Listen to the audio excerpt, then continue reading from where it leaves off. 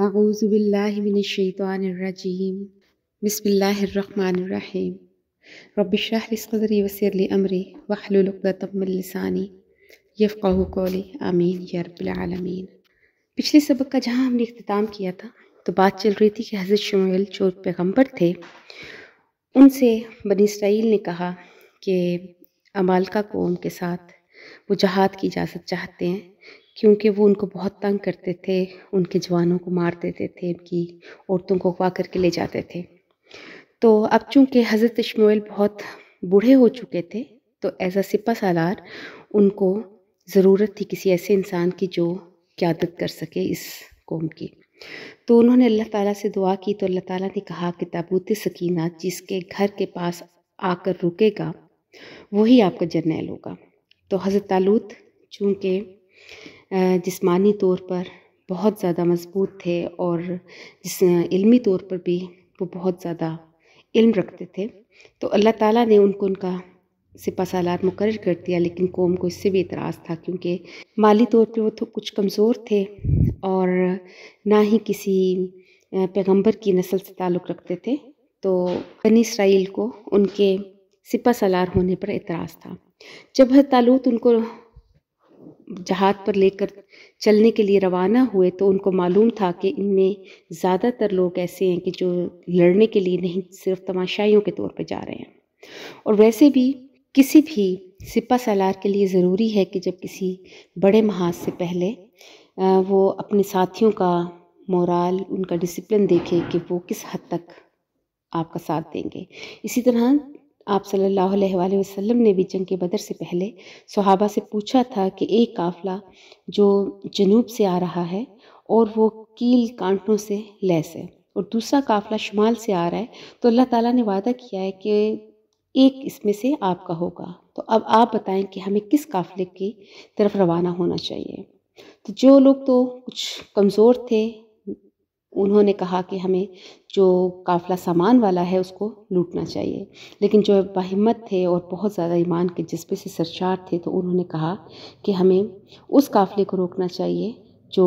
لڑائی کی غرض سے آ رہے تھے۔ اسی طرح اللہ تعالیٰ نے حضرت شموئیل کے ذریعے حضرت طالوت کو ان کی امتحان کا طریقہ بتایا کہ ان کے راستے میں ایک نہر آئے گی اور یہ نہر اردن اور فلسطین کے درمیان میں ہے اور اب بھی ہے، اور چونکہ گرمی کا موسم تھا اور پانی بہت صاف ستھرا اور ٹھنڈا تھا تو اللہ تعالیٰ نے کہا کہ جو شخص اس نہر سے پیٹ بھر کر پانی پیے گا وہ آگے جنگ کے لیے نہیں جا سکے گا، اور جو شخص صرف چلو بھر کے پانی پیے گا وہ آگے محاذ میں شامل ہو جائے گا۔ تو اس طرح اس نہر کے ذریعے ان کو آزمایا گیا اور جتنے بھی ساتھ چلے تھے وہ پیچھے ہی رہ گئے کیونکہ انہوں نے پیٹ بھر کر پانی پیا اور انہیں بھی اتنی ہمت نہیں رہی کہ وہ آگے مزید سفر جاری رکھ سکتے، اور اس طرح 313 آدمی کامیاب ہوئے۔ بالکل جنگ بدر والا ہی معاملہ ہے، اسی طرح بدر میں بھی 1000 لوگ نکلے اور بیچ میں سے کافی لوگ واپس چلے گئے اور صرف 313 صحابہ باقی رہ گئے۔ تو اب اللہ تعالیٰ فرماتے ہیں کہ فلما فصلا، بس جب جدا ہوئے طالوت یعنی جدا ہوئے یعنی کہ جب چل پڑے بیت المقدس کی طرف بالجنودی اپنے لشکروں کے ساتھ۔ اس مقام پہ کچھ تفسیروں میں آیا کہ 70,000 نوجوان تھے جو ان کے ساتھ چلے تھے اور جن میں سے صرف 313 رہ گئے تھے۔ قالا، حضرت طالوت نے کہا ان اللہ، بے شک اللہ مبتلیکم، تمہیں آزمانے والا ہے بنہر، ایک نہر کے ساتھ۔ فمن شاربہ، بس جس نے پیا، منہ اس میں سے،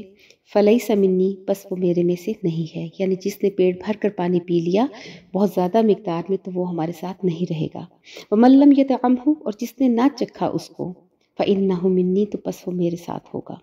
الا من اغترف، مگر جس نے لیا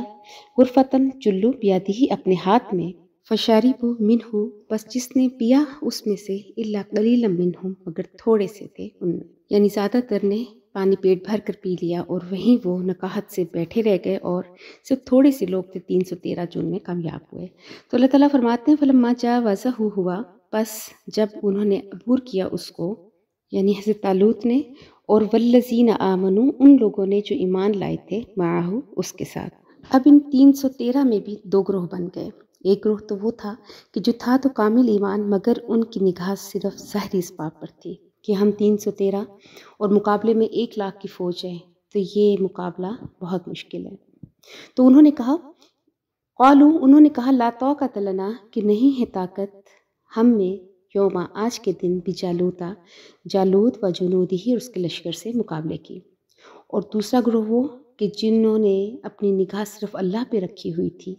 وہ بھی کامل ایمان تھی، ظاہر اس بات پر ان کی توجہ نہیں تھی، تو انہوں نے کیا کہا؟ قال الذین کہا انہوں نے یظنون کہ جو یقین رکھتے تھے، انہم یہ کہ وہ ملاق اللہ ملنے والے ہیں اللہ سے، کم من فئتن کہ کئی مرتبہ کتنی ہی جماعتیں قلیلتن کم تھیں، غلبت جو غالب آئیں فئتن کثیرتن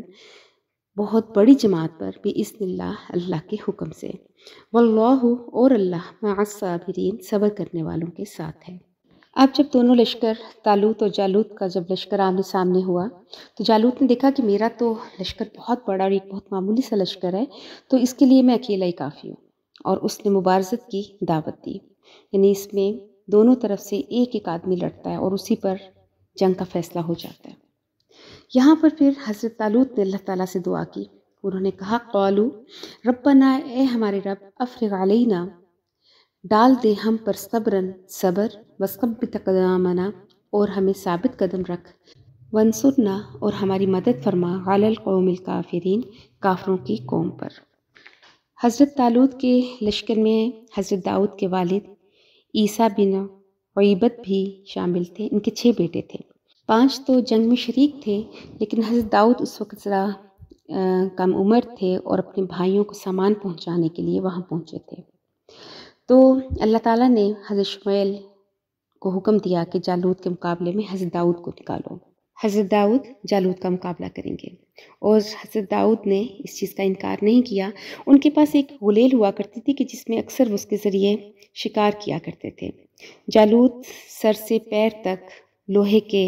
ایک زرہ میں ملبوس تھا، صرف اس کی آنکھیں کھلی ہوئی تھیں، تو حضرت داؤد نے اس غلیل میں ایک پتھر رکھا اور اس کی طرف نشانہ لیا، وہ پتھر سیدھا اس کی آنکھ پہ لگا اور آنکھ سے اس کے دماغ سے لگتا ہوا باہر نکل گیا، جس سے موقع پر ہی جالوت کا خاتمہ ہو گیا۔ اب اس کے لشکر نے جب یہ عالم دیکھا تو وہ بھاگ کھڑا ہوا اور اس پہ ہی بہت آسانی سے مسلمانوں کو فتح ہو گئی۔ اب اس کا ذکر ہے کہ فَحَزَمُوهُمْ بِإِذْنِ اللَّهِ، بس اہل ایمان نے ان کافروں کو شکست دی اللہ کے حکم سے۔ وَقَتَلَ داود اور قتل کیا داؤد علیہ السلام نے جالوت کو، وَآتَاهُ اللَّهُ الْمُلْكَ اور دی اللہ نے اس کو بادشاہت والحکمت اور حکمت، وَعَلَّمَهُ اور سکھایا اس کو مما یشاء جو کچھ چاہا، ولولا دفع اللہ اور نہ اگر دور کرتا اللہ ناسا لوگوں کو، لفسدت الارض تو البتہ فساد ہو جاتا زمین میں، ولیکن اللہ اور لیکن اللہ ذو فضل بہت فضل والا ہے علی العالمین تمام جہان والوں پر۔ کہ یہاں پر اللہ تعالیٰ نے فرمایا کہ پھر اللہ تعالیٰ نے اس کے بعد حضرت داؤد کو بادشاہت بھی دی، حکمت بھی دی، نبوت بھی دی، اور جو اللہ نے علم ان کو سکھانا چاہے ان کو سکھائے۔ اب اللہ تعالیٰ فرماتے ہیں کہ اگر زمین میں جب کوئی شخص بہت فساد برپا کرنے لگتا ہے، بہت اللہ کی نافرمانی کرنے لگتا ہے، تو پھر اسی میں سے کچھ لوگوں کے ذریعے وہ اس کو ختم کروا دیتے ہیں۔ اگر اللہ تعالیٰ ایسے نہ کرے تو پھر زمین میں بہت زیادہ فساد ہو جائے۔ آگے فرمایا تلک آیات اللہ، یہ اللہ کی آیتیں ہیں، نتلوہا ان کو ہم پڑھتے ہیں، علیہ کا آپ صلی اللہ علیہ وآلہ وسلم پر، بالحق کی ساتھ حق کے، وَإِنَّكَ لَمِنَ الْمُرْسَلِينَ اور بے شک آپ البتہ اللہ کے رسولوں میں سے ہیں۔ کہ یہ وہ چیزیں تھیں، وہ تاریخ کے واقعات تھے کہ جو نبی پاک صلی اللہ علیہ وآلہ وسلم نے تمام وحی کے ذریعے سیکھے، ورنہ آپ صلی اللہ علیہ وآلہ وسلم نے نہ تو کوئی تاریخ پڑھی تھی، نہ کوئی سکول، نہ کوئی مدرسہ۔ یہ بھی آپ صلی اللہ علیہ وآلہ وسلم کا ایک معجزہ ہی تھا کہ تمام بنی اسرائیل کے واقعات، جو بنی اسرائیل پر واقعات گزرے، ہزاروں کا وہاں سے نکلنا، دفعتاً مر جانا، پھر زندہ ہونا، پھر طالوت کا بادشاہ ہونا، یہ سب اللہ نے ہی آپ کو بتایا، اور یہ اس بات کی تصدیق ہے کہ آپ اللہ کے رسول ہیں۔ آج کے سبق سے جو چیز ہمیں سمجھ آتی ہے کہ جب انسان میں ایمان بہت مضبوط ہو، اللہ پر پورا بھروسہ ہو، تو وہ بے شک سے کتنا ہی معمولی کیوں نہ ہو، اللہ کی مدد اس کو پہنچتی ہے اور وہ فتح یاب ہوتا ہے۔ جیسے اگر آپ تاریخ کو اٹھا کے دیکھ لیں تو موتا کے مقام پر خالد بن ولید کی قیادت میں اللہ تعالیٰ نے 3000 کو 1,00,000 پر فتح دی۔ اسی طرح حدیقۃ الموت کا واقعہ بہت مشہور ہے کہ جہاں پہ حضرت ابو دجانہ نے اکیلے 40,000 کا مقابلہ کیا، اگرچہ وہ شہید ہو گئے تھے مگر قلعہ فتح ہو گیا۔ زیادہ دور جانے کی بات نہیں، یہ ہمارے سامنے کی بات ہے کہ جب چونڈا ضلع سیالکوٹ میں جنگ کے دوران وہاں پر ایک کیپٹن تھے زبیری، ان کے پاس چھوٹے چھوٹے 3 ٹینک تھے اور مقابلے میں 3000 سے زیادہ ٹینک تھے، تو انہوں نے جب اپنے مرکز سے رابطہ کیا کہ میرے پاس 3 ٹینک اور 100 جوان ہیں اور مقابلے میں 3000 سے زائد ٹینک اور ہزاروں کی تعداد ہے فوج، تو میرے لیے کیا حکم ہے؟ تو